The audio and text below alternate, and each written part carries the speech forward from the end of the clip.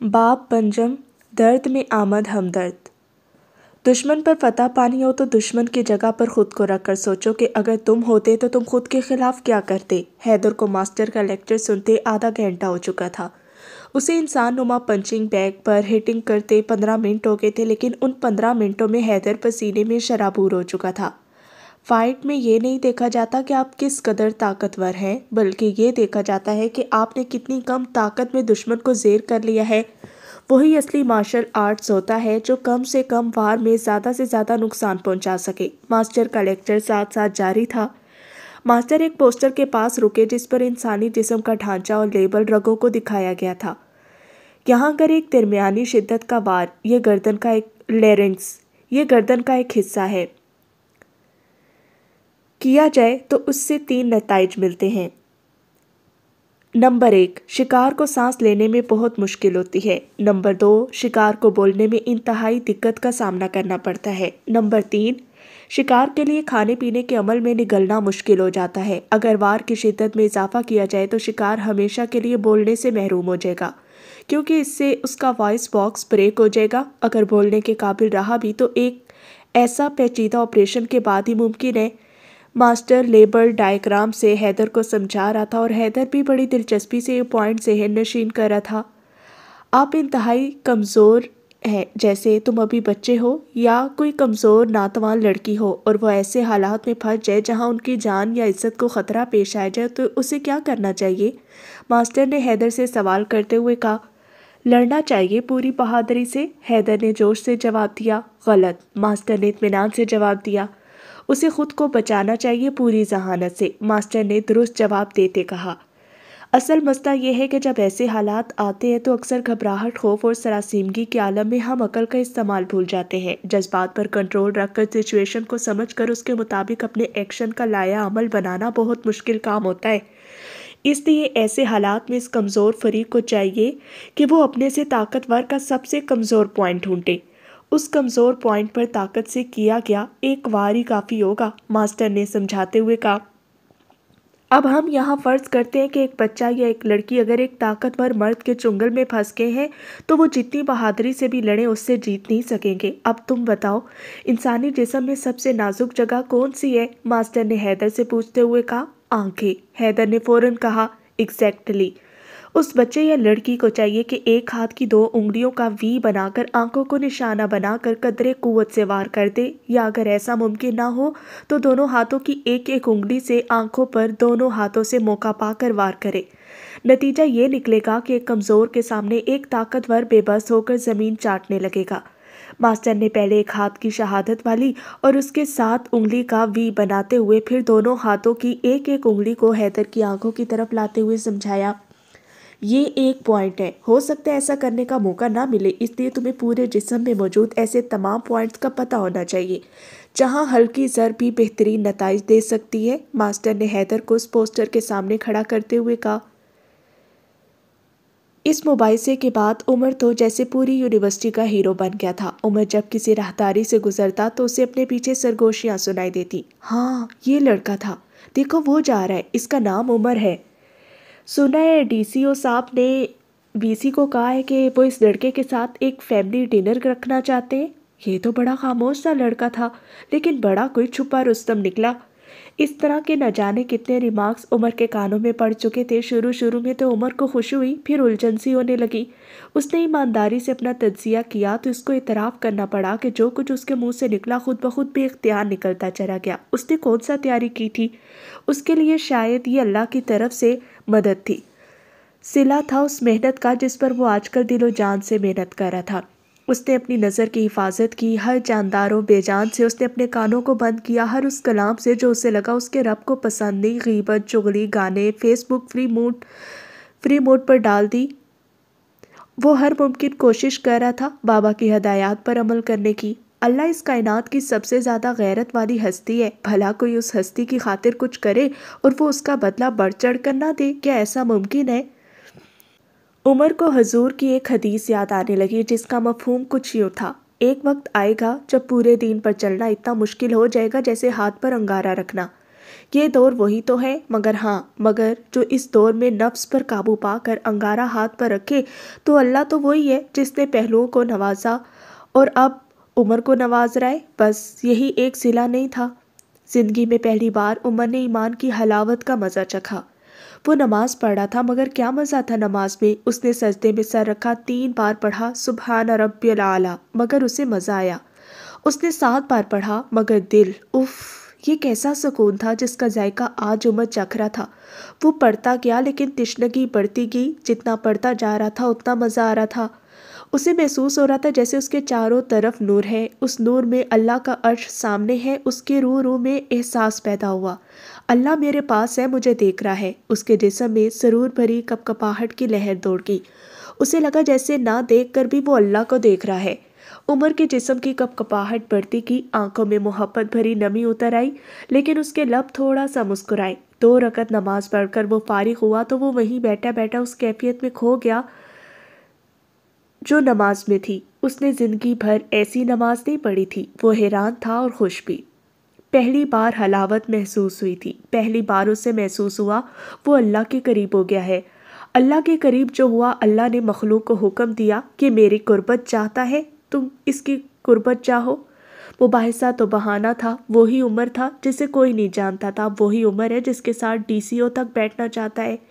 یہ سارے کھیل تو اللہ کے تھے، اپنے بندے کی عزت بندوں کے دل میں جو ڈالنا تھی، مگر سبب آئزہ بنی، سبب کلیم بنا، سبب یونیورسٹی کی انتظامیہ بنی، سبب DCO بنا، سبب مباحثہ بنا۔ ان سب کو عمر نہیں جانتا تھا، مگر پلان اللہ کا تھا۔ بے شک جب وہ چاہتا ہے ایسی جگہ سے راستے نکالتا ہے جس کا کوئی وہم و گمان بھی نہیں کر سکتا۔ عمر نے وقت دیکھا تو حیران رہ گیا، اس کو پورے 32 منٹ لگے تھے 2 رکعت پڑھنے میں، مگر عمر کو وقت کا پتہ ہی نہیں چلا۔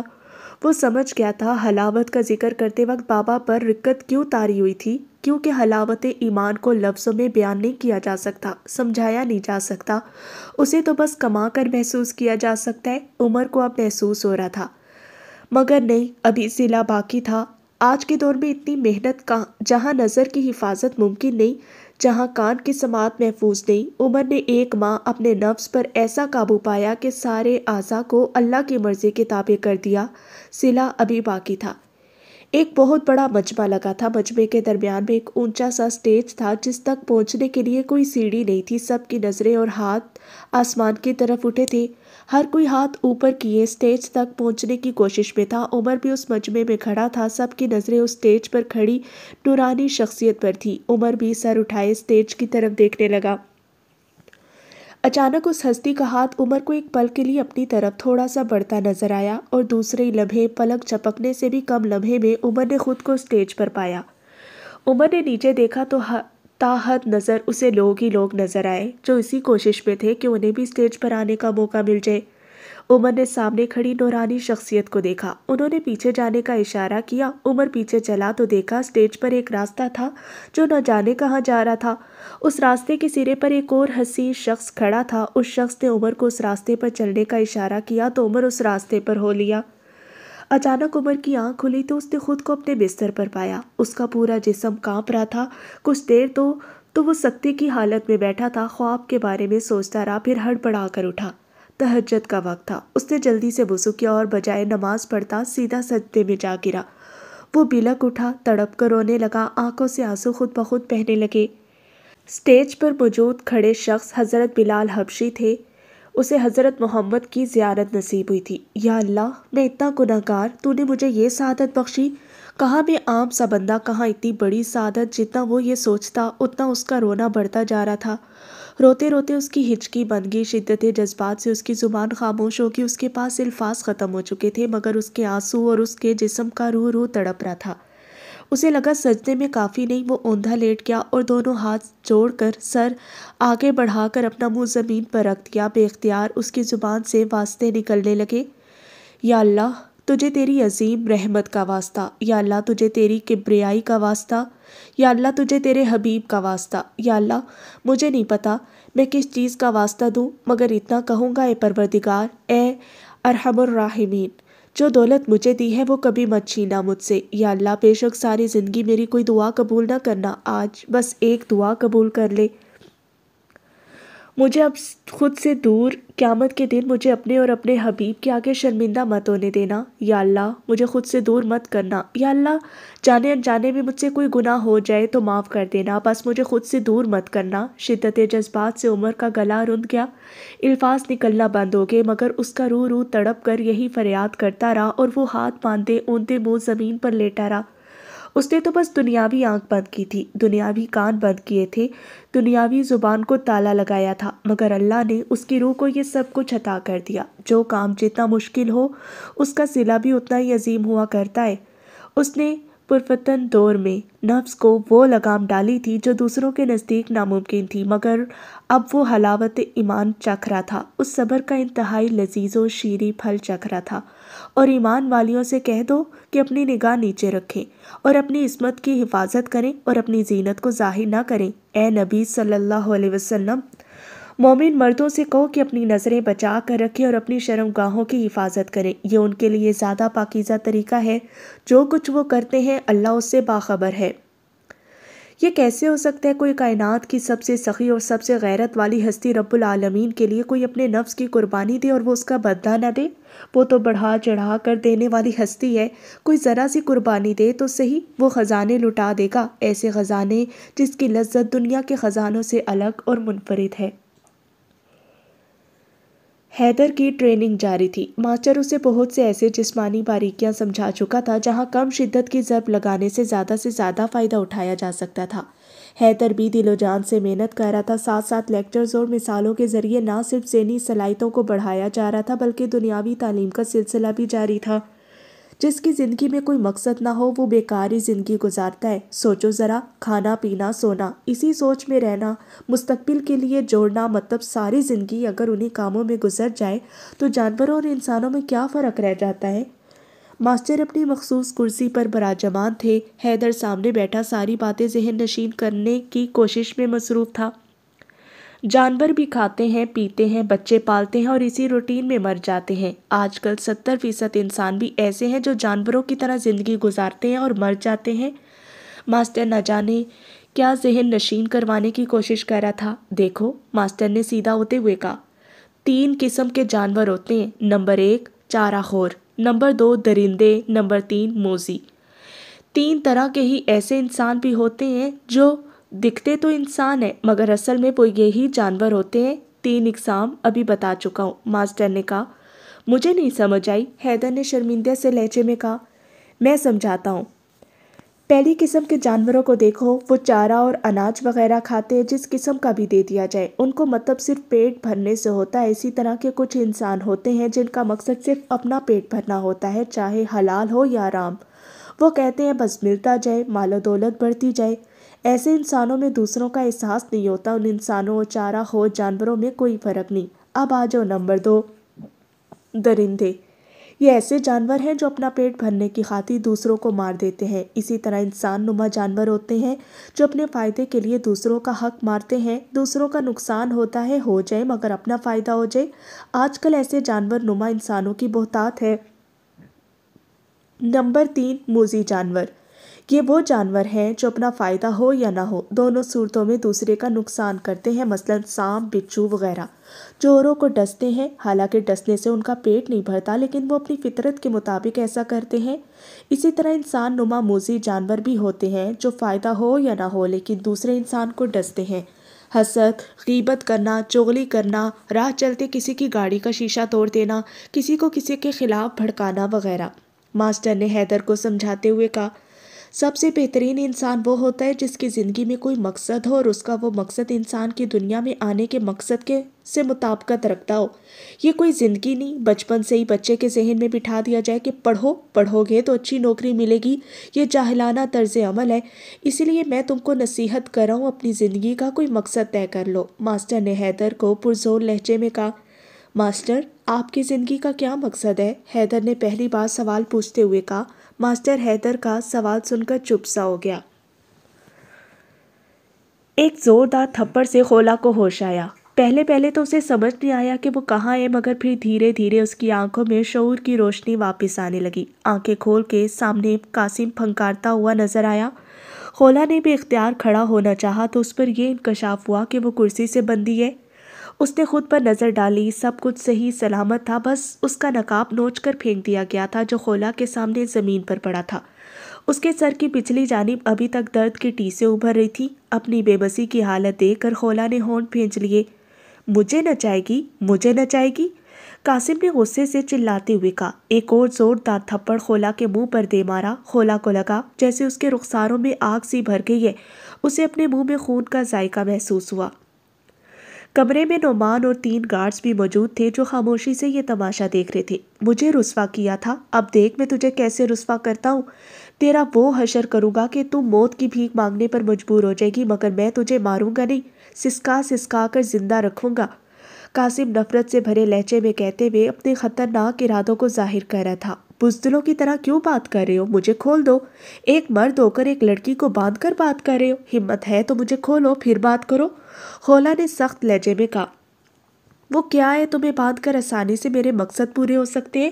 تم اچھلو گی کودو گی تو ایسے وقت لگے گا جو میرے پاس نہیں ہے۔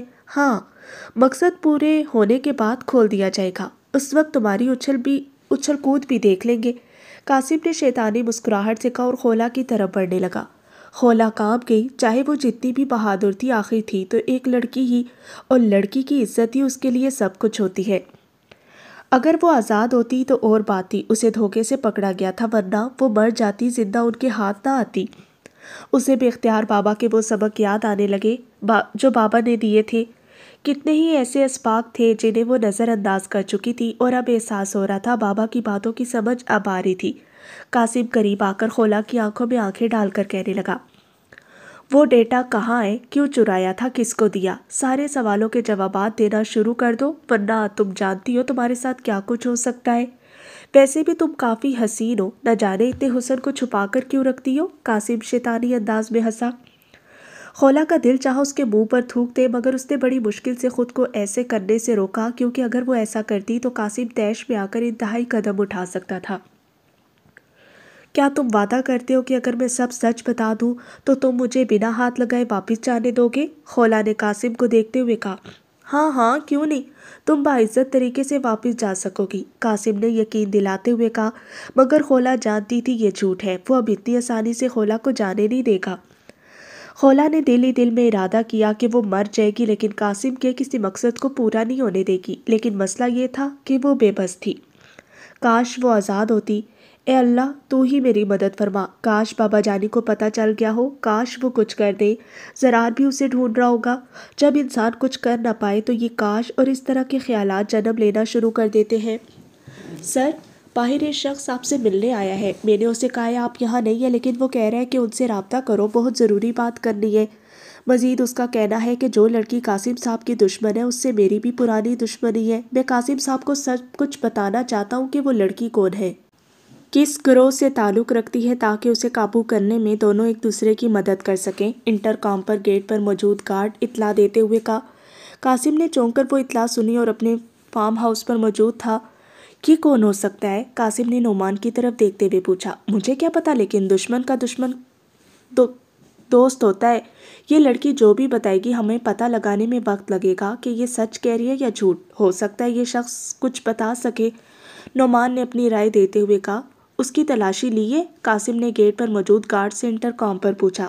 یس سر، اس کے پاس کچھ نہیں ہے، بس ایک پلاسٹک کی پانی والی گن ہے جو عام طور پر بچوں کے پاس ہوتی ہے، بس سائز میں بچوں والی گن سے کافی بڑی ہے، چیک کر لیا گیا ہے، اس میں واقعی پانی ہے، ٹرانسپیرنٹ پلاسٹک ہے اس لیے سب واضح نظر آ رہا ہے، اس کے اندر کوئی دھاتی پرزہ نہیں۔ اس کا کہنا تھا اس نے یہ گن اپنے بھتیجے کے لیے خریدی ہے۔ گارڈ نے بریف کرتے ہوئے کہا۔ اوکے، اسے اندر بھجوا دو، قاسم نے ہدایت دیتے ہوئے کہا۔ خولا بھی یہ ساری باتیں سن رہی تھی، وہ حیرت سے سوچنے لگی یہ کون ہو سکتا ہے، اس کی کیا دشمنی خولا سے؟ ذہن پر بہت زور دیا مگر خولا کو یاد نہیں آیا کہ اس کی کس سے دشمنی ہے، اور خولا کو پتہ تک نہیں۔ تھوڑی دیر بعد ایک گارڈ ایک اجنبی شخص کو لے کر اندر کمرے میں داخل ہوا، نوادر کو کمرے میں چھوڑ کر واپس چلا گیا۔ اجنبی شخص عام سا معلوم ہوتا تھا، ایک لمبا سا اوور کوٹ پہنا تھا، ہاتھ میں پانی والی گن جس میں پانی چھلکتا نظر آ رہا تھا، سر پر لمبی سی ٹوپی، عجیب سا حلیہ تھا جیسے کوئی سٹیج پر شو کرنے والا جادوگر ہو۔ اجنبی نے کمرے میں موجود لوگوں کو ایک نظر دیکھا، 2 گارڈز کے ہاتھوں میں اسلحہ تھا، ان پر ایک پل کے لیے اس کی نظر ٹکی اور پھر اس کی نظر کرسی پر بندھی خولا پر پڑی۔ آہا کیا بات ہے، اب آئی اونٹنی پہاڑ کے نیچے بڑی اچھل کود کرتی تھی، آج لگ گیا پتا اچھل کود کا نتیجہ یہی ہونا تھا تیرے ساتھ۔ وہ ہاتھ نچاتا ہوا لڑاکا عورت کی طرح خولا کو کوسنے لگا۔ خولا نے حیرت سے عجیب حرکتیں کرتے اس شخص کی طرف دیکھا جسے وہ جانتی تک نہیں تھی۔ یہ میری طرف سے، یہ کہہ کر اس نے پانی والی گن کا رخ خولا کی طرف کر کے ٹریگر دبایا تو پانی کی ایک بڑی پھوار خولا کے منہ سے ٹکرائی اور پانی خولا کے منہ سے ٹپکنے لگا۔ بے اختیار خولا کی آنکھیں بند ہوئی کچھ سیکنڈز کے لیے۔ کون ہو تم؟ اس لڑکی سے کیا دشمنی ہے؟ کیا جانتے ہو اس کے بارے میں؟ جب تک میں نہ کہوں اب کوئی حرکت نہ کرنا، قاسم نے سخت لہجے میں ہدایات دیتے ہوئے کہا۔ آہ صاحب کیا بتاؤں، یہ لڑکی ایک پکی فراڈن ہے، لوگوں کو محبت کا جھانسا دے کر شادی کرتی ہے اور شادی والے دن بے ہوش ہو کر سب کچھ لوٹ کر لے جاتی ہے۔ اس کے ساتھ اس کا گروہ بھی ہے۔ ہائے، اس فراڈن نے میری عمر بھر کی پونجی لوٹ لی، مگر مجھے اس کا دکھ نہیں۔ ارے اس نے تو دل توڑا ہے، میں تو محبت کرنے لگا تھا اس سے۔ او بے وفا، تو ایک بار کہتی میں جان بھی ہنستے ہنستے لٹا دیتا، دولت کی تو کیا اوقات۔ اجنبی شخص چوکڑی مار کر نیچے بیٹھ گیا اور سر پیٹتے ہوئے دہائیاں دینے لگا۔ قاسم اور نعمان حیرت سے اس شخص کو دیکھنے لگے، جبکہ خولا بھی بے یقینی سے اس شخص کو دیکھ رہی تھی جسے پہلے کبھی دیکھا نہیں اور وہ اس پر کیا کیا الزام لگا رہا ہے۔ لیکن خولا چپ رہی، وہ جو بھی تھا اس کے بہانے اس کا برا وقت کچھ دیر کو ٹل رہا تھا۔ دل میں کہنے لگی، یا اللہ، بابا یا زرار پولیس لے کر آ جائیں، کچھ بھی کریں، مجھے بچا لیں۔ تم کون ہو؟ کیا کرتے ہو؟ تمہارے ساتھ اس نے ایسا کب کیا؟ قاسم نے دلچسپی سے پوچھا۔ میں ایک جادوگر ہوں اور لاہور میں اسٹیج شو کرتا ہوں، میرے ساتھ فراڈ کر کے یہ وہاں سے بھاگ گئی۔ ہائے بے وفا، عشق نے بے وقوف بنا دیا غالب، ورنہ ہم بھی جادوگر تھے کام کے۔ اجنبی نے غالب کے شعر کے پرخچے اڑاتے ہوئے اس کا پوسٹ مارٹم کیا۔ صاحب میں بہت بڑا جادوگر ہوں، اسٹیج پر کبھی اصل جادو نہیں دکھاتا، مگر آج یہاں اس جادو کے ذریعے اس لڑکی کو ہمیشہ کے لیے قید کر لوں گا، اس کی جان کسی طوطے میں ڈال دوں۔ اجنبی غصے سے لال پیلا ہوتا کھڑا ہو گیا۔ خولا حیرت سے اس پل پل میں رنگ بدلتے شخص کو دیکھ رہی تھی۔ کیا تم پاگل ہو؟ اس دور میں جادو جیسی کوئی چیز نہیں ہوتی، ہمیں اس لڑکی کے بارے میں جو پتا ہے وہ بتا، اور یہاں سے دفع ہو جاؤ، ورنہ یہ نہ ہو تمہارا نام و نشان بھی نہ ملے کسی کو، نعمان نے سخت لہجے میں کہا۔ نعمان کی بات سن کر اجنبی اچھل پڑا اور غضبناک ہو کر بولا، اتنی بڑی گستاخی دور حاضر کے مہان ترین جادوگر کی شان میں، اتنی بڑی گستاخی جس سے افریقہ کے سرخ جنگل کی کالی دلدل کی خون آشام بدروحیں بھی پناہ مانگتی ہیں۔ یہ مہان ترین جادوگر اس گستاخی کو برداشت نہیں کرے گا، ورنہ عمر و عیار کی روح اپنے شاگرد سے شرمسار ہو جائے گی۔ اجنبی نے تقریباً ناچتے ہوئے کہا، اس کے چہرے کے عضلات پھڑکنے لگے۔ یو شٹ اپ، جو پوچھا ہے وہ بتاؤ، ورنہ الٹا لٹکنے کے لیے تیار ہو جاؤ، ہم خود ہی تم دونوں سے سب کچھ اگلوا لیں گے، نعمان چیخ کر بولا۔ خولا بھی حیرت اور بے یقینی سے اجنبی کو دیکھ رہی تھی اور سوچ رہی تھی، کیا یہ شخص پاگل ہے؟ بس اب یہ میری کواری عزت کا سوال ہے، جب تک اپنا جادو نہیں دکھاؤں گا کچھ نہیں بتاؤں گا، چاہے مر جاؤں۔ یہاں ایک پانی کا جگ رکھا نظر آ رہا ہے، ایک اور جگ لے کر آؤ پانی کا، پھر میرا جادو دیکھو، میں سب کچھ خود ہی بتا دوں گا۔ اجنبی نے بگڑے ہوئے لہجے میں کہا، جاؤ ایک جگ پانی لے آؤ۔ قاسم نے ایک گارڈ کو اشارہ کیا۔ غالباً اس کے ذہن میں تھا کہ ایک تو دلچسپ تماشا دیکھنے کو ملے گا، دوسرا اجنبی اس کے بعد سب کچھ بتا دے گا۔ تھوڑی ہی دیر میں گارڈ شیشے کے جگ میں پانی لے آیا۔ اب بدروحوں کی چیخیں سنائی دیں گی، باہر بھی آوازیں جائیں گی، اجنبی نے پریشانی کے تاثرات سے کہا۔ یہاں سے کوئی آواز باہر نہیں جائے گی کیونکہ یہ کمرہ ساؤنڈ پروف ہے، قاسم نے اطمینان سے جواب دیا۔ سب سے پہلے آپ نے گھبرانا نہیں ہے، کیونکہ سکون تو صرف قبر میں ہے، وہ بھی اگر اعمال نیک ہوں تو۔ تیار ہو جائیں دور حاضر کے عظیم ترین جادوگر کے کارنامے دیکھنے کو، اجنبی نے آستین اوپر چڑھاتے ہوئے بڑے ڈرامائی انداز میں کہا۔ مسٹر قاسم، اپنے پاس رکھا پانی کا جگ تھوڑا اور قریب کر لیں، اجنبی نے قاسم کو کہا۔ قاسم نے جگ تھوڑا اور قریب کر لیا۔ تم دوسرا جگ اٹھاؤ اور دونوں گارڈ اس جگ کے پاس آ جاؤ۔ اجنبی نے ایک گن والے گارڈ کو اشارہ کیا۔ گارڈ نے پانی کا جگ اٹھا لیا جبکہ دوسرا گارڈ اس کے قریب آ گیا۔ نعمان اکتائے ہوئے یہ سب دیکھ رہا تھا، جبکہ باقی سب کے چہروں پر دلچسپی کے آثار نظر آ رہے تھے، یہاں تک کہ خولا بھی دلچسپی لیے بنا نہیں رہ سکی، حالانکہ وہ مصیبت میں گرفتار تھی۔ اس اجنبی نے ایسا ماحول بنا دیا تھا کہ ہر کوئی دلچسپی لینے پر مجبور ہو گیا۔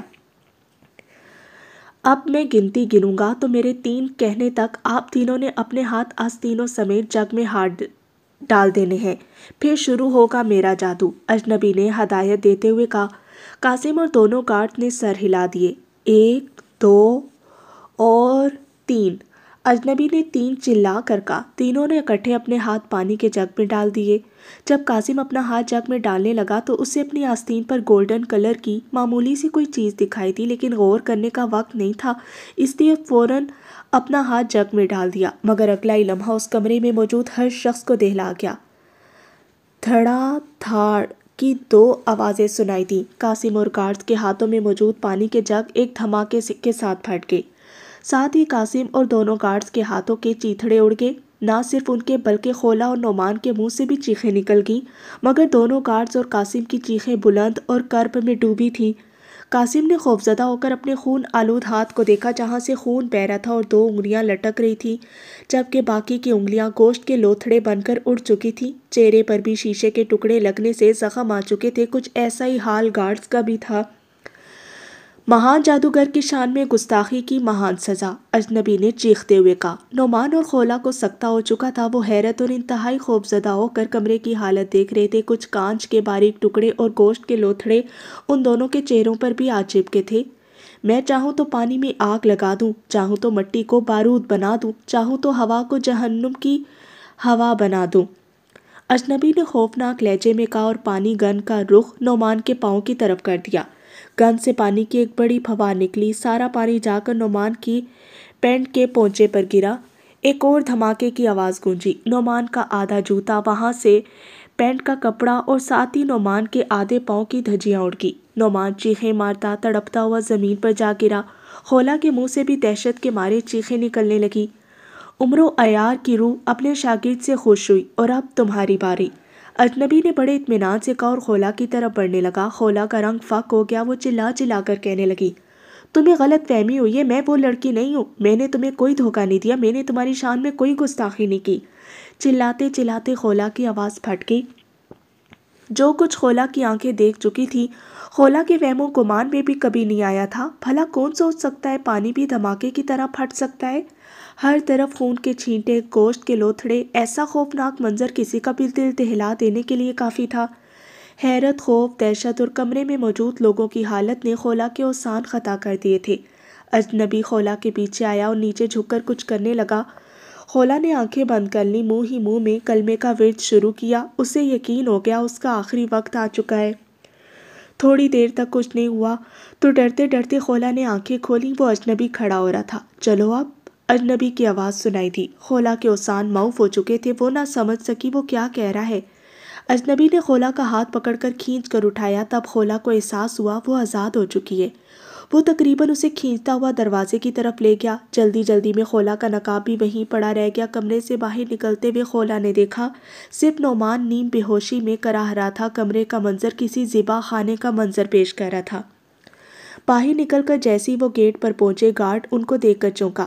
اجنبی نے گارڈ کو جلدی سے کہا، وہ قاسم پھر ناچنے لگا ہے، جلدی جاؤ، نعمان بلا رہا ہے۔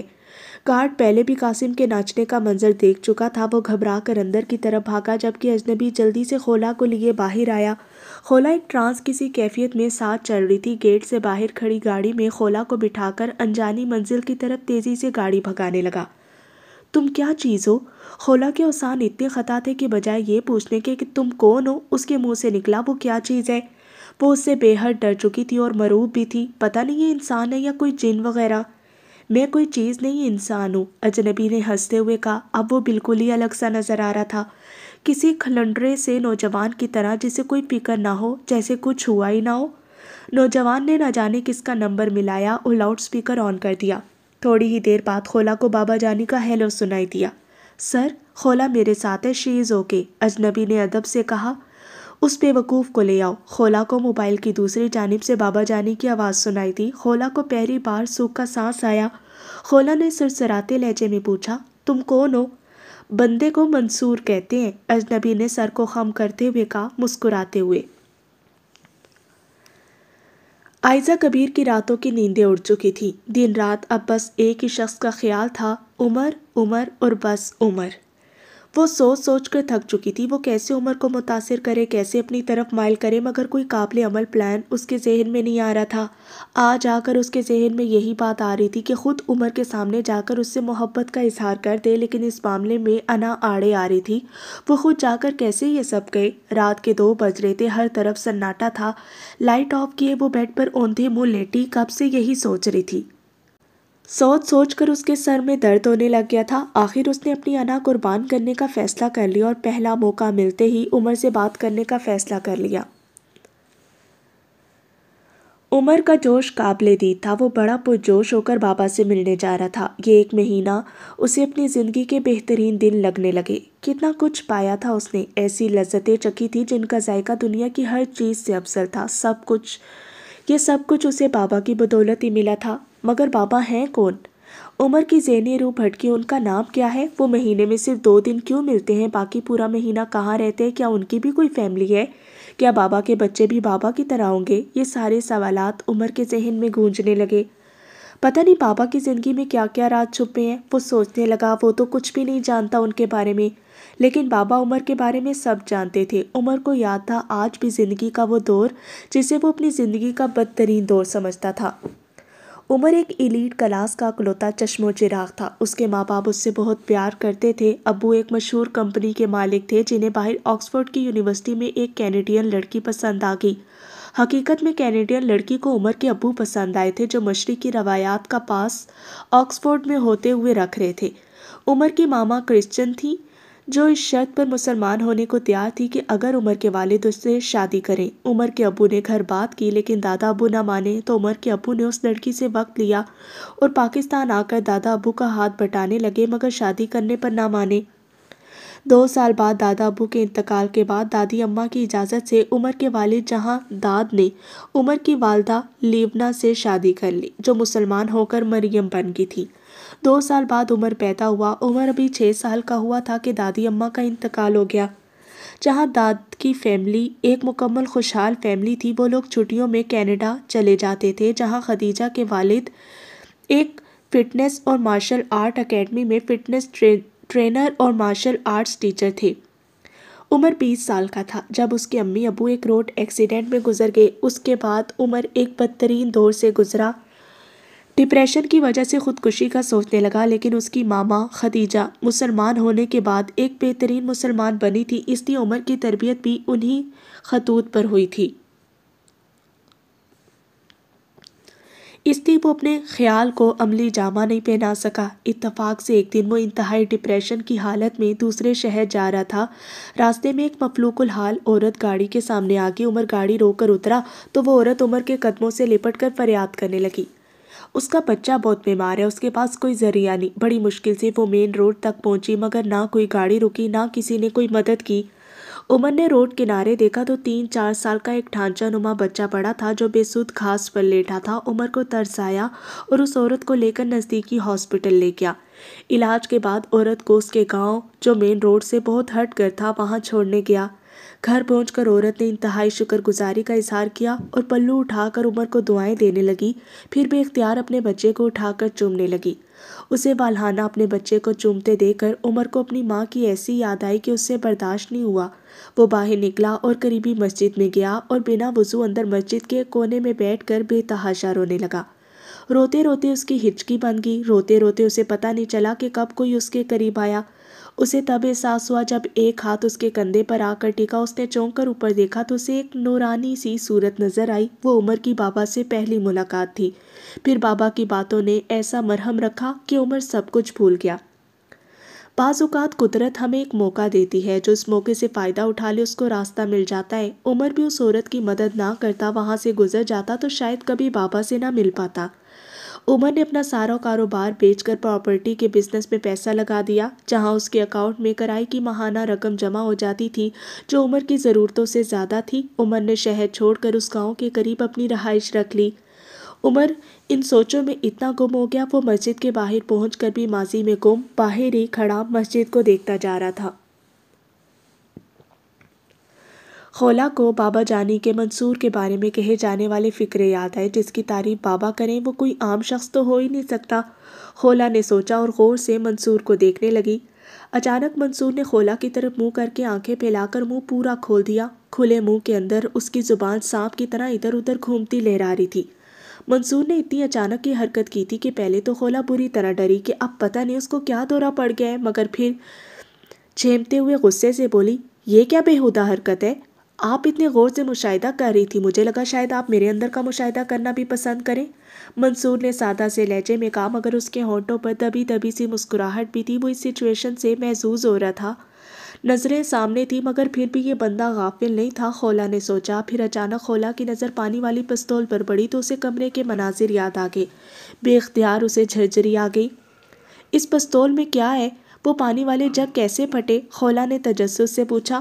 او یہ! منصور نے پستول اٹھاتے ہوئے کہا، ایک منٹ ذرا اپنا منہ کھولنا۔ منصور نے گھبرا کر تیزی سے کہا۔ اس کی گھبراہٹ اور سنجیدگی دیکھ کر خولا نے فوراً اپنا منہ کھول دیا۔ منصور نے بڑے سکون سے پستول کا منہ جلدی سے خولا کے منہ کی طرف کر کے ٹریگر دبا دیا۔ پانی کی پچکاری نکلی اور سیدھا خولا کے گلے اندر جا کر لگی۔ خولا کو پانی کا ذائقہ محسوس ہوا اور گلے پر پھوار لگنے سے بے اختیار کھانسی اٹھنے لگی۔ منصور بڑے اطمینان سے کہہ رہا تھا، اس میں پانی ہے۔ خولا کا غصے سے چہرہ لال ہو گیا۔ وہ چلاتے ہوئے بولی، ویسے نہیں بتا سکتے تھے؟ یہ بےہودہ حرکت کرنے کی کیا ضرورت تھی؟ آپ نے منہ کھولنے کی بےہودہ حرکت کیوں کی؟ اس کے اطمینان میں ذرا فرق نہیں آیا۔ وہ ترکی بترکی جواب بھی دے دیا۔ خولا نے کچھ کہنے کے لیے لب کھولے مگر پھر فوراً بند کر دیے۔ وہ ٹھیک ہی کہہ رہا تھا، اب میں کچھ نہیں بولوں گی، خولا نے تب کر کہا۔ منصور تھوڑی دیر خاموش رہا، پھر کہنے لگا، ان دھماکوں میں خاص ٹیکنیک استعمال ہوئی تھی جو بھی عام نہیں ہے۔ یہاں پہنچ کر وہ پھر چپ ہو گیا۔ کون سی ٹیکنیک؟ خولا کے منہ سے بے اختیار نکلا۔ اب کیوں بولی ہو؟ منصور نے اطمینان سے کہا۔ خولا کا دل چاہ رہا تھا وہ منصور کا منہ توڑ دے۔ اس کے اندر غصے کی لہریں اٹھنے لگی۔ بڑی مشکل سے خولا نے خود پر کنٹرول کیا مگر اس نے تہیہ کر لیا کہ اب کچھ نہیں بولے گی چاہے کچھ بھی ہو۔ گھر اب قریب آ چکا تھا۔ اچانک کار لہرانے لگی اور منصور بار بار پیچھے مڑ کر دیکھنے لگا۔ یہ کہاں سے پیچھے لگے؟ ان سے پیچھا چھڑانا ہوگا، وہ بڑبڑاتا ہوا بولا۔ ہمارا تعاقب ہو رہا ہے، سیٹ کے نیچے گن ہے، وہ نکالو اور پیچھے والوں پر فائرنگ کرو، ان سے پیچھا چھڑانا ہوگا ورنہ وہ گھر تک پہنچ جائیں گے، منصور نے سنجیدگی سے کہا۔ خولا جھک کر سیٹ کے نیچے ہاتھ مارنے لگی اور بیک مرر میں پیچھے آتی گاڑیوں کو دیکھ کر پوچھنے لگی، کون سی گاڑی میں ہے وہ؟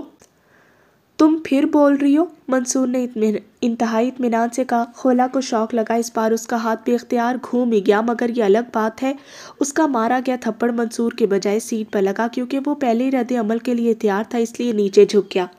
غصے سے خولا کا چہرہ لال سرخ ہو گیا۔ یہ شخص سمجھتا کیا ہے خود کو؟ خولا نے تب کر سوچا، لیکن اس سے پہلے وہ کچھ بولتی گھر آ چکا تھا۔ منصور نے ہارن دیا تو گیٹ کیپر نے جھانک کر دیکھا اور گیٹ کھول دیا۔ گاڑی پورچ میں کھڑی کر کے دونوں ڈرائنگ روم کی طرف بڑھے۔ ڈرائنگ روم میں بابا کے سامنے زرار، آپی، راشد بیٹھے تھے جن کے چہروں پر پریشانی کے آثار تھے مگر بابا کے چہرے پر اطمینان۔ شکر ہے تم ٹھیک ہو، آپی نے خولا کو گلے لگاتے ہوئے کہا۔ خولا اور منصور نے بھی الگ الگ کرسیاں سنبھال لی۔ بابا آپ مجھے بتاتے میں جاتا، زرار نے ناراضگی سے کہا۔ بس بس مجھے پتہ ہے کب کیا کرنا ہے، بابا نے سکون سے کہا۔ لیکن کیوں بابا، آپ ہم سے کام کیوں نہیں لیتے؟ زرار کی آواز میں شکوہ تھا۔ کیونکہ تم ابھی بچے ہو، بابا نے کہا تو زرار کا منہ ایسا ہو گیا جیسے کڑوا کریلا منہ میں آ گیا ہو۔ خولا نے دیکھا بابا کی اس بات پر منصور کے ہونٹوں پر ہلکی سی مسکراہٹ آ گئی تھی۔ خولا اندر ہی اندر جلنے پھلنے لگی۔ بابا جب تک ہم میدان میں اتریں گے نہیں ہمیں تجربہ کیسے ہوگا؟ خولا نے دھیمے لہجے میں کہا۔ تم میدان سے ہی واپس آ رہی ہو تو کیا کیا تم نے؟ بابا نے عام سے لہجے میں پوچھا مگر خولا کو ایسے لگا جیسے بابا نے ایک تماچا مارا ہو۔ ساری باتیں کلیئر کرنا ضروری ہے، اس لیے وضاحت کر دوں کہ میرے ہر فیصلے کے پیچھے کوئی وجہ ہوتی ہے، بابا نے کہا۔ جب خولا قاسم والے معاملے میں الجھی تو اسی وقت مجھے اندازہ ہو گیا تھا کہ یہ معاملہ پھیلے گا کیونکہ قاسم کا تعلق وطن دشمن خفیہ ایجنسیوں سے ہے۔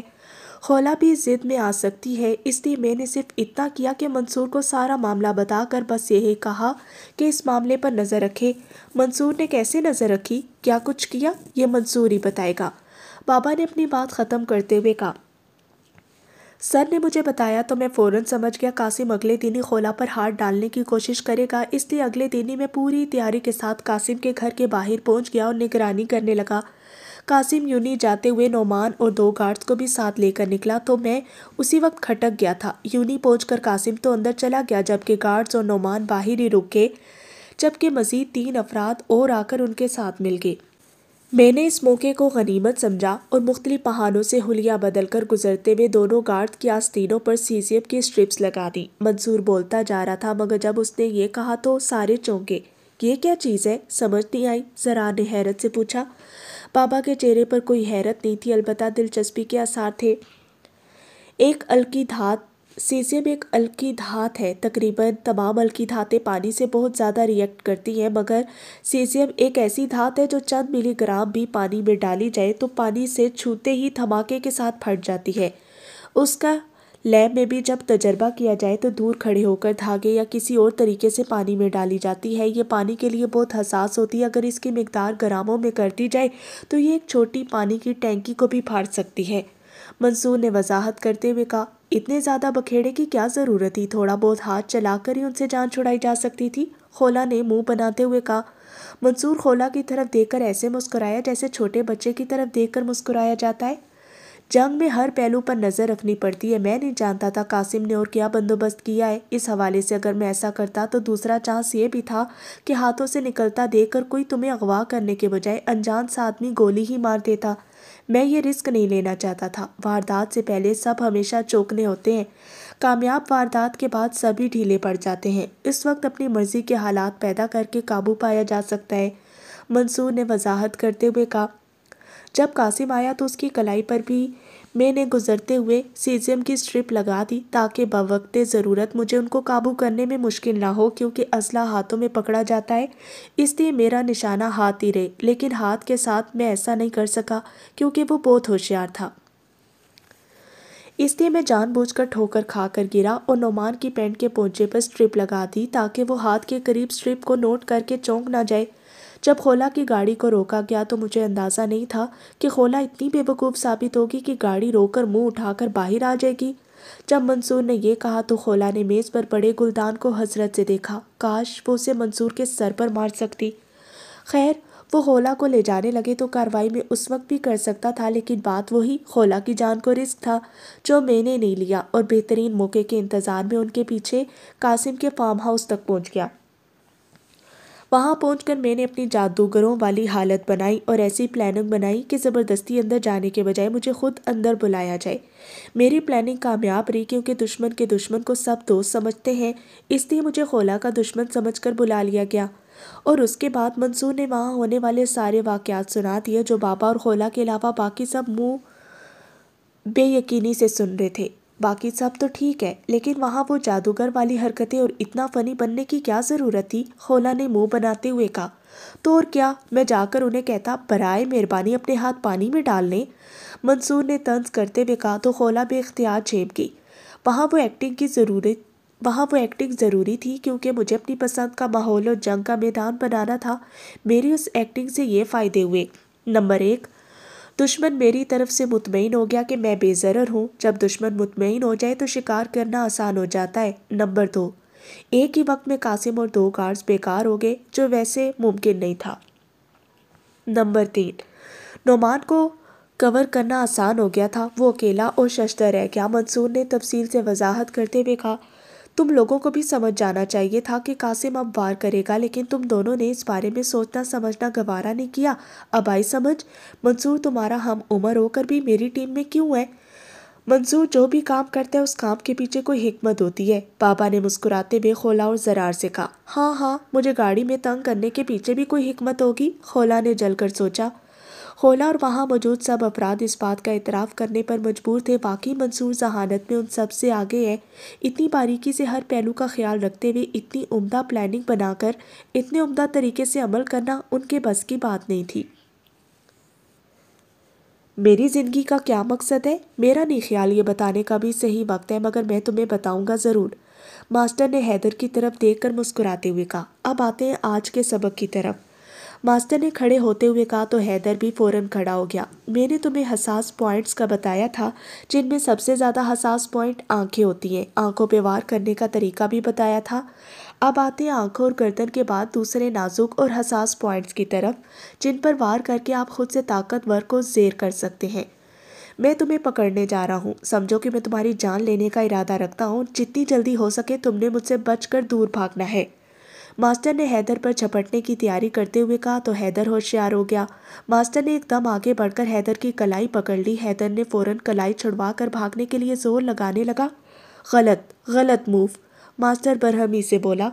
جب بھی کوئی کسی کو کہیں سے پکڑتا ہے تو 95% لوگ اپنے حواس کھو کر اس حصے کو چھڑانے کے لیے زور آزمائی شروع کر دیتے ہیں۔ وہ یہ کیوں نہیں سوچتے یہ کوئی زور آزمائی کی گیم نہیں، ایک جنگ ہے جس میں خود کو بچا کر دوسرے کو زیادہ سے زیادہ نقصان پہنچانا ہے، اور دشمن جب پکڑتا ہے اس کے ذہن میں یہ بات آلریڈی موجود ہوتی ہے کہ اب مقابل خود کو چھڑانے کی کوشش کرے گا۔ یاد رکھو، جنگ میں جو دشمن کی نفسیات کو سمجھ گیا وہ آدھی جنگ جیت گیا۔ ماسٹر اب سمجھا رہا تھا۔ تو پھر کیا کرنا چاہیے؟ حیدر نے کنفیوز ہوتے ہوئے پوچھا۔ سب سے پہلے زور لگاؤ، مگر چند لمحوں کے لیے۔ اس سے دشمن کو نفسیاتی سکون ملے گا کہ واقعی وہی ہو رہا ہے جو اس کے ذہن میں ہے۔ یہ دشمن کی غلط فہمی ہوگی۔ اس کے بعد زور لگانے کے بجائے خود کو اس طرف دھکیلو جدھر دشمن کھینچ رہا ہے۔ ایسا کرنے سے چند لمحوں کے لیے دشمن کو حیرت ہوگی، 1 سیکنڈ کے لیے اس کے پاؤں ڈگمگائیں گے۔ اس کی حیرت اور ڈگمگانے کا دورانیہ ہی تمہارے وار کرنے کا بہترین موقع ہے، کیونکہ ایسا کرنے سے تم پہلے ہی دشمن کے قریب پہنچ چکے ہوگے۔ اس سے پہلے دشمن مختصر سی حیرت اور ڈگمگانے کی حالت سے باہر نکلے، فوراً اس دوران وار کر دو حساس مقام پر، کیونکہ یہ وہ دورانیہ ہے جس میں دشمن اپنا دفاع بھی بھرپور نہیں کر سکے گا۔ دشمن کے وار سے پہلے تمہارا وار کاریگر ہوگا۔ ماسٹر نے باقاعدہ اس کی مشق کرتے ہوئے حیدر کو سمجھایا۔ حیدر کو یہ باریکی والا پوائنٹ جان کر عجیب سی خوشی ہوئی۔ دل میں خیال آیا، واقعی ماسٹر ہی ہے جو اس قدر باریکی سے داؤ پیچ سکھا سکتا ہے۔ آنکھیں، گردن کا فرنٹ، سائڈ اور بیک والا پورشن، ناک، کان، دونوں ٹانگوں کے درمیان، گھٹنے کے عین اوپر سخت ہڈی یا گھٹنوں کے عین پیچھے والے حصے، یہ وہ پوائنٹس ہیں جو وار کرنے کے لیے بہترین پوائنٹس ہیں۔ مگر سیکنڈ کے 1000ویں حصے میں فیصلہ تم نے کرنا ہوگا کہ کس پوائنٹ پر تم زیادہ طاقت سے وار کر سکتے ہو۔ موقع دے کر اس پوائنٹ پر فوراً وار کر دو، ماسٹر نے سمجھایا۔ اب آتے ہیں اس بات کی طرف کہ وار کرنا کیسے ہے، ماسٹر نے پہلو بدلتے ہوئے کہا۔ ایک بچہ یا ایک لڑکی جتنی مرضی طاقت سے ایک مرد کو تھپڑ یا مکہ مارے اس کا کوئی خاص اثر نہیں ہوگا مرد پر۔ کیا میں ٹھیک کہہ رہا ہوں؟ ماسٹر نے حیدر سے پوچھا۔ جی ماسٹر، حیدر نے اعتراف کرتے ہوئے کہا۔ تو ماسٹر مزید کہنے لگا، اس لیے کمزور کو چاہیے طاقتور ٹول کا استعمال کرے، مثلاً پاؤں کی ایڑی، کوہنی، گھٹنا اور سر۔ یہ وہ ٹول ہیں جس سے نازک پوائنٹس پر چاہے بچہ یا لڑکی کمزور ہونے کے باوجود اپنے ان سخت حصوں سے ضرب لگائے گی تو بہترین فائدہ حاصل ہو سکتا ہے۔ ماسٹر کافی دیر حیدر کو یہ مشقیں کرواتا رہا، اور جب حیدر تھکاوٹ سے چور چور ہونے لگا تو ماسٹر نے اسے کرسی پر بیٹھنے کا، ریسٹ کرنے کا کہا۔ ماسٹر خود بھی حیدر کے سامنے کرسی پر بیٹھ گیا۔ تمہیں پتہ ہے صحابہ رضی اللہ تعالیٰ عنہ کے دور میں کون سی 2 سپر پاورز تھیں؟ ماسٹر نے اچانک ایک سوال کرتے ہوئے کہا۔ جی، فارس اور روم، یہ 2 سپر پاورز تھیں جو کئی ملکوں پر مشتمل تھی، حیدر نے فوراً جواب دیا۔ اور صحابہ نے انہیں کیسے شکست دی؟ ماسٹر نے ایسے پوچھا جیسے پہیدی پوچھتے ہیں۔ مسلمان بہت بہادری سے لڑے، ان کے ساتھ اللہ کی مدد تھی، انہوں نے اپنی زندگیوں کی پرواہ نہ کرتے ہوئے بے مثال شجاعت کا مظاہرہ کیا۔ حیدر نے گڑبڑاتے ہوئے کہا۔ اچھا، اور کیا کچھ کیا؟ ماسٹر نے مسکراتے ہوئے پوچھا۔ اور؟ حیدر کنفیوز سا ہو گیا، اور کیا بتائے؟ پتہ نہیں۔ جب کوئی جواب نہ بن پایا تو حیدر نے لا علمی کا اظہار کیا۔ یہی تو مسئلہ ہے ہمارے ساتھ، ہم بس سرسری سا سن لیتے ہیں اور پڑھ لیتے ہیں، تحقیق نہیں کرتے، تہ تک نہیں پہنچتے۔ ماسٹر نے اپنی ران پر ہاتھ مارتے ہوئے کہا۔ بے شک اللہ کی مدد ان کے ساتھ تھی، مگر اللہ تعالیٰ نے بھی فرمایا جتنی کوشش کر سکو کرو اور نتیجہ میری ذات پر چھوڑ دو، اس لیے انہوں نے بھی سارے اسباب اختیار کیے تھے۔ ماسٹر نے تمہید باندھتے ہوئے کہا۔ جنگ جیتنے کے لیے سب سے اہم چیز ہوتی ہے جنگی حکمت عملی۔ میں اسلام کی سب سے پہلی جنگ کا ذکر کرتا ہوں۔ اکثر مسلمان بس یہ کہہ کر مطمئن ہو جاتے ہیں کہ اللہ کی مدد تھی۔ بے شک اللہ کی مدد تھی، مگر آپ محمد صلی اللہ علیہ وسلم نے بہترین جنگ حکمت عملی بھی بنائی تھی۔ ماسٹر بولتا جا رہا تھا، مگر حیدر کو اچانک بہت دلچسپی محسوس ہونے لگی۔ رسول پاک کی قیادت میں مسلمانوں نے 12 رمضان المبارک کو مدینہ سے کوچ کیا۔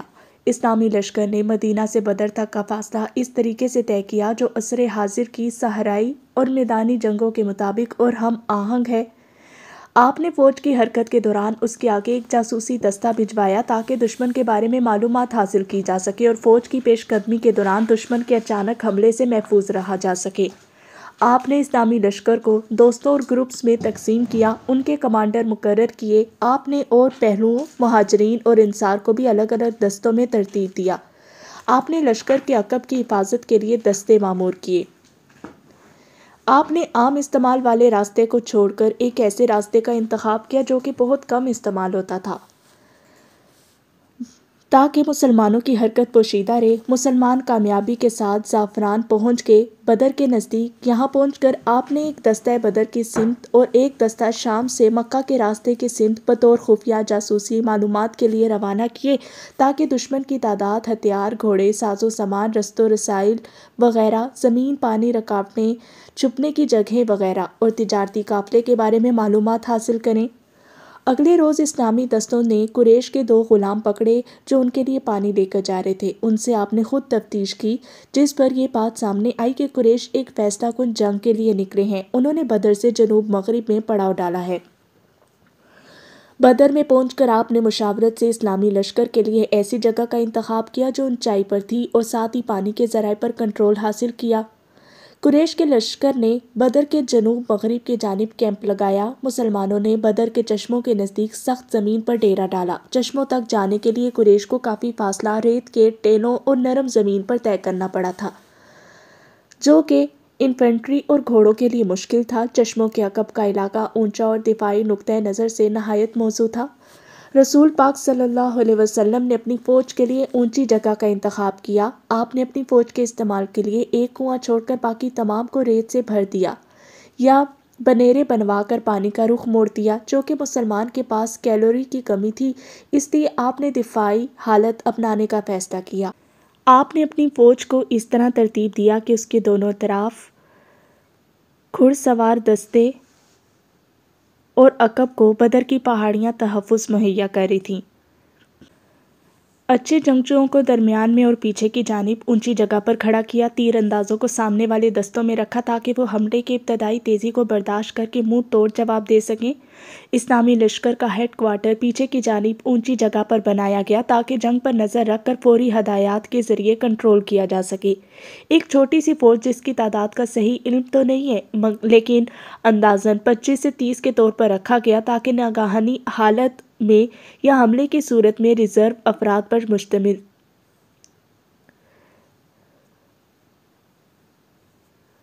تھی۔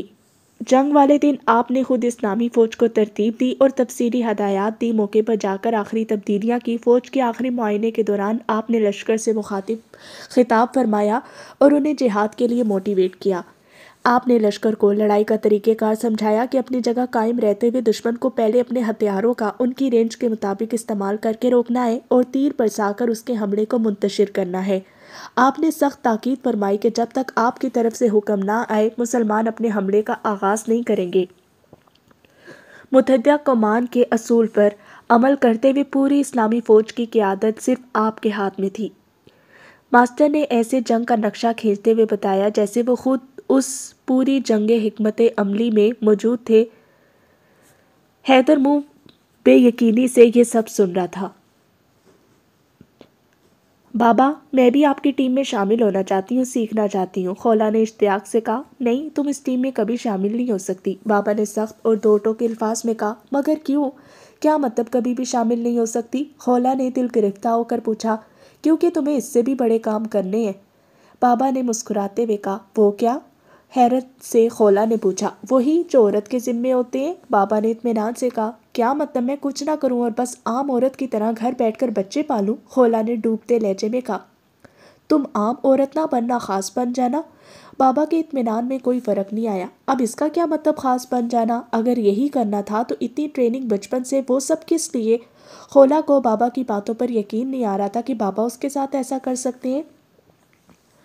وہ سب تمہیں اپنا دفاع کرنے کے لیے سکھایا تھا تاکہ جب کبھی تم پر ایسا وقت آئے تو اپنا دفاع کر سکو، بابا نے پرسکون لہجے میں کہا۔ مگر بابا، میں عام عورت کی طرح زندگی نہیں گزار سکتی، خولا نے احتجاجی لہجے میں کہا۔ عام عورت کی طرح نہیں، تم خاص عورت کی طرح زندگی گزارنا، بابا نے اطمینان سے کہا۔ مگر کیسے؟ خولا کو سمجھ نہیں آئی بابا کیا کہنا چاہ رہے ہیں۔ میں مثالیں دے کر سمجھاتا ہوں، بابا نے سیدھے بیٹھتے ہوئے کہا۔ حضرت عمر ایک بار رات کو شہر میں گشت فرما رہے تھے۔ ایک مکان کے قریب سے گزرے جہاں ماں بیٹی کے درمیان بحث ہو رہی تھی۔ ماں کہہ رہی تھی دودھ میں پانی ملا دو اور بیٹی انکار کرتے ہوئے جواب میں کہہ رہی تھی کہ امیر المؤمنین نے منع فرمایا۔ تو ماں نے کہا یہاں امیر المؤمنین تو نہیں دیکھ رہے۔ بیٹی نے کہا کیا خوب جواب دیا کہ اماں جان امیر المؤمنین تو نہیں دیکھ رہے لیکن ان کا رب تو دیکھ رہا ہے۔ یہاں پہنچ کر بابا نے ٹھنڈی سانس بھری اور کہا آج کل یہی تو کمی ہے۔ لیکن یہ بات یہی ختم نہیں ہوئی، بابا نے کہا اور آگے بتانے لگے۔ حضرت عمر بغیر کچھ کے گھر کو لوٹے اور اپنے بیٹے عاصم سے فرمایا اس لڑکی سے نکاح کر لو۔ انہوں نے لڑکی کے گھر نکاح کا پیغام بھیج دیا۔ بابا نے یہاں پہنچ کر کہا اور آج کل ہمارے رشتے کرنے کا معیار ہی بدل گئے ہیں، نہ لڑکے والے اس چیز کو دیکھتے ہیں اور نہ لڑکی والے۔ اگر ماں باپ ایسا کرنا بھی چاہیں تو جوان پڑھی لکھی اولاد ہتھے سے اکھڑ جاتی ہے کہ میں نے ساری زندگی گزارنی ہے، ایک اجنبی سے کیسے کر لوں رشتہ، میں نے فلاں جگہ کرنا ہے۔ نہ ہی ماں باپ اپنی ذمہ داری پوری کر رہے ہیں اور نہ اولاد۔ رونا رویا جاتا ہے معاشرے کا نیک اولاد نہ ہونے کا۔ بابا کے لہجے میں دکھ تھا۔ نکاح کا پیغام منظور کر لیا گیا اور حضرت عمر نے اپنے بیٹے کا نکاح اس لڑکی سے کر دیا، لیکن پتہ ہے اس کا نتیجہ کیا نکلا؟ بابا نے خولا کی طرف دیکھتے ہوئے کہا۔ خولا نے نفی میں سر ہلا دیا۔ اس کا نتیجہ یہ نکلا کہ اللہ تعالیٰ نے انہی کی نسل سے ایک عادل اور ایک خیرخواہ خلیفہ حضرت عمر بن عبدالعزیز امت مسلمہ کو عطا فرمائی، جس پر امت جتنا بھی فخر کرے کم ہے، جنہوں نے بعد کے پرفتن دور میں خلفائے راشدین کی یاد تازہ کر دی۔ ہمارے فیصلوں کے اثرات ہماری نسلوں پر پڑتے ہیں۔ بابا نے زور دیتے ہوئے کہا خاص عورتوں کا بتاؤں؟ بابا نے دھیمے لہجے میں کہا۔ ایک بار 3 دیندار عورتیں ایک شادی میں بیٹھی آپس میں گپ شپ لگا رہی تھی۔ ایک بولی کیا دور آ گیا کہ دین مٹتا جا رہا ہے، آہستہ آہستہ ہماری زندگیوں سے نکلتا جا رہا ہے۔ دوسری بولی ہاں ایسا ہی ہے، مگر کیا کریں ہمارے بس میں تو کچھ نہیں۔ تیسری بولی ایک کام ہو سکتا ہے کہ اگر ہم اپنے بچوں کی شادیاں عالم اور نیک لوگوں سے کرنا شروع کر دیں تو ہماری نسلوں میں دین زندہ رہ سکتا ہے۔ پہلی نے یہ سن کر کہا یہاں تو کوئی عالم نہیں ہے، پتہ کرو یہ جو بارات آئی ہوئی ہے اس میں کوئی عالم بھی ہے؟ پتہ کیا گیا تو پتہ چلا ایک اسماعیل نامی نوجوان ہے جو کہ عالم ہے۔ مزید لوگوں سے پوچھ گچھ کی گئی کہ عالم ہی ہے بس کہ نیک اور باعمل بھی ہے۔ تحقیق سے پتہ چلا کہ نوجوان واقعی عالم، باعمل اور انتہائی شریف اور متقی نوجوان ہے۔ اس عورت نے اسی بارات میں اپنی بیٹی کے رشتے کی بات چلا دی۔ نوجوان کو بتایا گیا، لڑکی کے نیک ہونے کی بھی تسلی دی گئی اور لڑکی بھی باقی نیک سیرت تھی۔ مختصر یہ کہ اسی بارات میں آئے اس نوجوان کا نکاح بھی اس عورت کی بیٹی سے کر دیا گیا۔ بابا بولتے بولتے رکے اور رک کر کہنے لگے اس عورت کی فکر اور سوچ کا اندازہ کرو کہ اس نے کیا سوچا اور اس سوچ کی بنا پر اپنی بیٹی کا نکاح کر دیا، مگر اس کا نتیجہ پتہ ہے کیا نکلا؟ بابا نے سب کی طرف دیکھتے ہوئے بولے۔ سب انتہائی دلچسپی سے بابا کی طرف دیکھ رہے تھے۔ اس عورت کی بیٹی کے گھر ایک بچہ پیدا ہوا جس کا نام الیاس رکھا گیا۔ اس بچے کی ابتدائی تعلیم و تربیت اس کے ماں باپ نے کی۔ یہی بچہ جب بڑا ہوا تو نانی کی فکر اس کے اندر بھی پیدا ہوگی۔ دین مٹتا جا رہا ہے، اس فکر کو لے کر وہ اپنے علاقے میں لوگوں کے پاس جانے لگا اور نیک کاموں کا کہنے لگا۔ وہ اکیلا چلا تھا منزل کے جانب، مگر لوگ ملتے گئے، قافلہ بنتا گیا۔ وہاں سے تبلیغی جماعت کی ابتدا ہوئی جو آج دنیا کے ہر کونے میں پھیل چکی ہے۔ بابا نے دھیمے سے ایک مسکراہٹ کے ساتھ کہا آج جتنا بھی تبلیغ کا کام ہو رہا ہے ان کی وجہ سے، جو نیکی کے کام پر لگ گیا، جو برائی سے بچ گیا، اس سارے کام کا ثواب ان تینوں عورتوں کے کھاتے میں جا رہا ہے، خاص کر اس عورت کے کھاتے میں جس نے اس اپنی بیٹی کی شادی محض دین کی فکر میں ایک اجنبی عالم باعمل سے کر دی۔ اب خود اندازہ لگا لو کتنا بڑا صدقہ جاریہ ہے۔ بابا نے حسرت سے کہا مگر ان پر اعتراضات بھی اٹھتے ہیں۔ خولا نے دبے دبے لہجے میں کہا ہاں اٹھتے ہیں، مگر اس بات میں کوئی شک نہیں کہ ان کی وجہ سے بہت سے لوگ نیکی کی راہ پر گامزن ہوئے ہیں۔ جنید جمشید، مولانا طارق جمیل، یوسف یوحنا سے محمد یوسف جیسے لوگ ان کی ہی وجہ سے بنے۔ یہاں مجھے اشفاق احمد اور بانو قدسیہ کا ایک واقعہ یاد آ گیا۔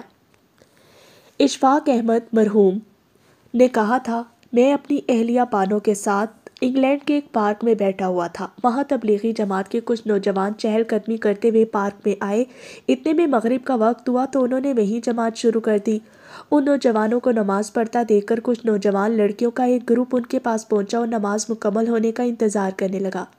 میں نے اپنی اہلیہ سے کہا کہ آؤ دیکھتے ہیں ان کے درمیان کیا بات ہوتی ہے۔ مرحوم فرماتے ہیں کہ ہم دونوں میاں بیوی وہاں چلے گئے اور نماز ختم ہونے کا انتظار کرنے لگے۔ نماز ختم ہوتی ہی ان میں سے ایک لڑکی نے آگے بڑھ کر جماعت کروانے والے نوجوان سے پوچھا کہ کیا تمہیں انگلش آتی ہے؟ تو نوجوان نے کہا جی ہاں آتی ہے۔ تو لڑکی نے سوال کیا تم نے ابھی یہ کیا عمل کیا؟ نوجوان نے بتایا ہم نے اپنے رب کی عبادت کی ہے۔ لڑکی نے کہا آج تو اتوار نہیں ہے تو آج کیوں کی؟ نوجوان نے اسے بتایا ہم روز دن میں 5 بار یہ عمل کرتے ہیں۔ لڑکی نے حیرت سے پوچھا پھر باقی کام کیسے کرتے ہو تم؟ اس نوجوان نے اسے مکمل طریقے سے پوری بات سمجھائی۔ بات ختم ہونے کے بعد لڑکی نے مسافے کے لیے ہاتھ بڑھایا تو نوجوان نے کہا معذرت کے ساتھ میں آپ کو چھو نہیں سکتا، یہ ہاتھ میری بیوی کی امانت ہے اور یہ صرف اسے ہی چھو سکتا ہے۔ یہ سن کر وہ لڑکی زمین پر بیٹھ گئی اور پھوٹ پھوٹ کر رونے لگی۔ لڑکی روتے ہوئے بولی کاش یورپ کا نوجوان بھی اسی طرح ہوتا تو آج ہم بھی کتنی خوش ہوتی۔ پھر بولی واہ کتنی ہی خوش نصیب ہے وہ لڑکی جس کے تم شوہر ہو۔ یہ کہہ کر وہ لڑکی وہاں سے چلی گئی۔ اشفاق مرحوم نے اس وقت اپنی اہلیہ سے کہا بانو آج یہ نوجوان اپنے عمل سے وہ تبلیغ کر گیا جو کئی کتابیں لکھنے سے بھی ہم نہیں کر سکتے۔ اب سمجھ آ رہی ہے خاص عورت کون ہوتی ہے؟ بابا نے خولا کی طرف دیکھتے ہوئے کہا جی آ رہی ہے سمجھ۔ خولا نے اقرار کرتے ہوئے کہا انگلینڈ کے ہی ایک سکول کا واقعہ ہے۔ ایک میڈم نے تیسری کلاس کے بچوں سے پوچھا آپ بڑے ہو کر کیا بننا چاہتے ہیں؟ وہاں اکثریت غیر مسلم کی تھی۔ کسی نے کہا ڈاکٹر، کسی نے انجینئر وغیرہ کہا، مگر وہاں ایک مسلم بچہ بھی تھا۔ جب میڈم نے اس بچے سے پوچھا تو بچے نے کہا وہ صحابی بننا چاہتا ہے۔ میڈم نے حیرانگی سے پوچھا وہ کون ہوتا ہے، کیا کرتا ہے؟ بچہ چھوٹا تھا، اس بات کا جواب نہ دے سکا، لیکن میڈم کے سامنے پہلی بار اس طرح کی خواہش کا اظہار ہوا تھا تو وہ تجسس میں پڑ گئی۔ اس بچے کی والدہ سے ملاقات کی اور اسے سارا واقعہ بتا کر پوچھا یہ صحابی کون ہوتا ہے، کیا کرتا ہے؟ اس بچے کی والدہ نے اسے تفصیل سے بیک گراؤنڈ سمجھایا۔ وہ ساری باتیں سن کر میڈم کا اشتیاق بڑھا اور اس نے اسلام کا مطالعہ کیا اور مسلمان ہو گئی۔ وہ ماں روزانہ رات کو اپنے بچے کو کہانی کی جگہ کسی صحابی کا واقعہ سنا دیتی تھی، جس کا نتیجہ یہ نکلا کہ بچے کے دل میں صحابی بننے کی خواہش پروان چڑھنے لگی۔ ماں کی اس تربیت سے بچے کا بڑا ہو کر جو شخصیت بننی تھی وہ تو بننی ہی تھی، مگر اس تربیت نے ایک کافر کو مسلمان بنا دیا۔ بابا خاموش ہو گئے، لیکن خولا کو سمجھ آ چکی تھی خاص عورت کیسے بننا ہے۔ ہر عام عورت خاص بن سکتی ہے اور خاص بن کر وہ پوری دنیا میں صدقہ جاریہ کو پھیلا سکتی ہے۔ وہ عمر بن عبدالعزیز جیسا حکمران دے سکتی ہے۔ ہر عورت خاص بن کر ایک پورا معاشرہ سدھار سکتی ہے۔ یہ وہ کام ہے جو مرد نہیں کر سکتا، اس لیے تم میری ٹیم کا حصہ ہو، مگر تمہارا کردار الگ ہے اور مردوں کا الگ، بابا نے کہا اور وہ اٹھ کر باہر جانے لگے۔ منصور بھی ان کے ساتھ ہو لیا، جبکہ باقی سارے گہری سوچوں میں گم تھے۔ منصور نیم اندھیرے میں ڈوبے کمرے میں کھڑا تھا۔ اس کے سامنے ایک ٹیبل پڑی تھی جس کی سائیڈ والی دیوار کے ساتھ اوپر تلے ریکس والی بڑی الماری تھی جس میں کتابیں رکھی تھی۔ ٹیبل کے پیچھے ایک اونچی کرسی پر بابا جانی آہستہ آہستہ جھول رہے تھے۔ کوئی پریشانی تو نہیں ہوئی، کوئی سوراخ تو نہیں چھوڑا؟ بابا جانی کے منہ سے دھیمے لہجے میں الفاظ نکلے۔ نہیں، سب کچھ آسانی سے ہو گیا، منصور نے بادب لہجے میں کہا۔ تفصیل بتاؤ۔ بابا کی آواز میں ہمیشہ کی طرح اطمینان تھا۔ قاسم کے لیپ ٹاپ سے ملے ڈیٹا کو ان لاک کیا گیا تو آپ کو پتہ ہے بہت سارے انکشافات ہوئے، جس میں انڈیا، اسرائیل، موساد، امریکہ، اس میں سے ہم کچھ پہلے ہی واقف تھے۔ CIA کے کچھ گھٹ چور سے جو بلیک ہنٹ نامی آپریشن یہاں شروع کیا گیا تھا، اس کے 3 مقاصد ہیں۔ ان مقاصد کے حصول کے لیے 3 ونگز بنائے گئے ہیں۔ ان میں سے سب سے زیادہ اہمیت پہلے مقصد کی ہے۔ وہ مقصد یہ ہے کہ پاکستان کی نوجوان نسل اس قابل نہ رہے کہ وہ عملی طور پر اپنے ملک اور مذہب کے لیے کچھ کر سکے۔ اس مقصد کے حصول کے لیے سب سے بڑا میڈیا ونگ بنایا گیا اور اس ونگ پر سب سے زیادہ انویسٹمنٹ کی گئی ہے، منصور نے بریفنگ دیتے ہوئے کہا۔ اور اس کے لیے انہوں نے کیا لایا عمل اختیار کیا ہے؟ بابا کے لہجے میں اس بار افسردگی شامل تھی۔ سر، اس کے لیے انہوں نے اس ونگز کی مزید 4 شاخیں بنائی ہیں۔ Social media wing, number 2 electronic and print media wing, number 3 NGOs wing, Mansoor نے ٹہلتے ہوئے کہا، نمبر 4 پولیٹیکل سیاسی ونگ۔ ہاں میں سمجھتا ہوں اس چیز کا پہلے ہی اندازہ تھا۔ بابا کے لہجے میں بے چینی تھی۔ سر، सोशल मीडिया विंग के जरिए वो ऐसी चीज़ों को प्रमोट कर रहे हैं जिससे मनफी सोच परवान चढ़े। मसलन सर वो लड़कियों की डांस की वीडियोस टिकटॉक पर और दूसरे प्लेटफॉर्म्स पर मजहबी नफरत की बुनियाद पर बनाई जाने वाली वीडियोस, फजूल शेर व शायरी की वीडियोस और क्लिप्स, मजहबी पाबंदियों के खिलाफ आज़ादी के मौजू पर वीडियोस, ऐसी गेम्स की प्रमोशन जिनको खेलने के लिए ज़्यादा से ज़्यादा वक्त चाहिए वगैरह जैसे हरबे इस्तेमाल किए जा रहे हैं। इस मकसद के लिए उन्होंने ऐसे सॉफ्टवेयर्स तैयार कर रखे हैं जिसके तहत बहुत सारे फेक अकाउंट्स बनाए गए हैं जो इन चीज़ों को लाइक्स, कमेंट्स और शेयर के ज़रिए ज़्यादा से ज़्यादा फैला रहे हैं। अलमिया तो ये है कि हमारी अपनी नस्ल इससे मुतासिर होकर इन चीज़ों को आगे प्रमोट कर रही है। इतना वो प्रमोट नहीं कर पाते जितना हमारे अपने नौजवान इन चीज़ों को आगे प्रमोट कर देते हैं। इलेक्ट्रॉनिक और प्रिंट मीडिया में अपने पसंदीदा कॉलम निगारों, एंकर्स को पैसों और इनामात से नवाजा जाता है और जो उनकी पसंद के मुताबिक नहीं चलता उनकी राह में रुकावटें डाली जाती हैं। अभी एक कॉलम निगार और एंकर या बकुल जान साहब थे जो लिबरल्स और कादियानियों के खिलाफ सख्त मौक़िफ़ रखते थे। कादियानियों ने अपने यहूदियों दोस्तों से और या साहब के खिलाफ कार्रवाई की फरमाइश की। हर साल नॉर्वे में उन्हें एक तकरीब में मदऊ किया जाता था, मगर अब उन पर नॉर्वे की तरफ से पाबंदी लगा दी गई है। अमेरिका में भी उनके खिलाफ हर्जा सराई की जाती है, लेकिन जो उन दुश्मनों के बयानियों को सपोर्ट करते हैं उन पर नवाज़शात की बारिश कर दी जाती है। मुख्तलिफ तंजीमों पर NGO का ठप्पा लगाकर और उन्हें माली इमदाद के लिए मेरा जिस्म मेरी मर्जी वाले असूलों और बेहयाई को फ़रोग़ देने और यूरोप जैसा माहौल बनाने की कोशिशें की जा रही हैं। ऐसे सियासतदानों को आगे लाने के लिए कोशिशें जारी हैं जो उनके मकासद के हसूल को आसान करें। ये उनका मीडिया विंग है, मंसूर ने मुसलसल ब्रीफ करते हुए कहा।